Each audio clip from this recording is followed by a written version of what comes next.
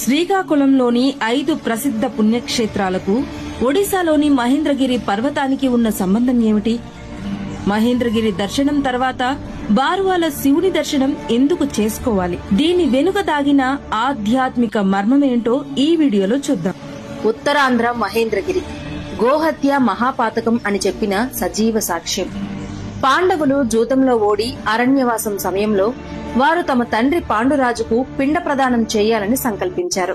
అందుకు గన్నమృగం యొక్క మాంసం అవసరమని ఒక మహర్షి చెప్పారు. ఆ జంతువు ఎలా ఉంటుందో చెప్తూ మహర్షి అర్జునుడికు దిశను చూపించారు. అర్జునుడు ఉదయాన్నే మంచు కురిసే సమయంలో వేటకు బయలుదేరి దూరంగా ఉన్న జంతువును మంచులో గన్నమృగం అనుకుని తన విల్లుతో బాణాన్ని విసిరాడు. ఆ బాణం ఒక కపిల గోవుపై పడింది. బాణం ధాటికి గోవు శరీరం ఛిద్రమైంది. అది కేవలం ఒక సాధారణ గోవు కాదు, శివునికి ప్రీతి పాత్రమైన పుణ్య కపిల గోవు. అర్జునుడు తన పొరపాటుకు చింతించి పరమశివుణ్ణి ప్రార్థించాడు. శివుడు ప్రత్యక్షమై, పాండవులారా, గోహత్య మహాపాతకం. ఈ గోవు దహన సంస్కారం నదీ సాగర సంగమంలో జరగాలి.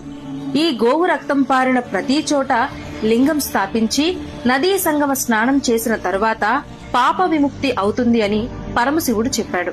అప్పుడు పాండవులు గోవును తీసుకుని మహేంద్రగిరి పర్వతం నుండి నదీ సంగమానికి గోవు మృతదేహంతో బయలుదేరారు.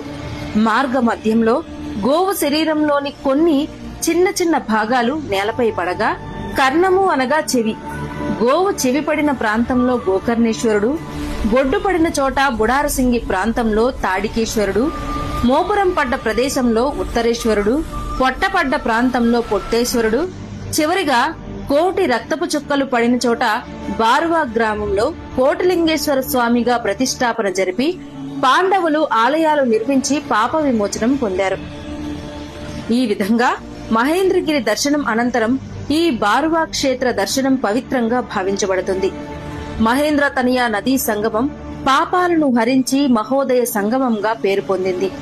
ఇప్పుడు మహేంద్ర తనయ నదీ సంగమం బారువా బీచ్ గా ప్రసిద్ధి చెంది భక్తుల ఆధ్యాత్మిక ప్రయాణానికి తోడ్పడుతూ ప్రసిద్ధ పర్యాటక కేంద్రంగా అభివృద్ధి చెందుతుంది.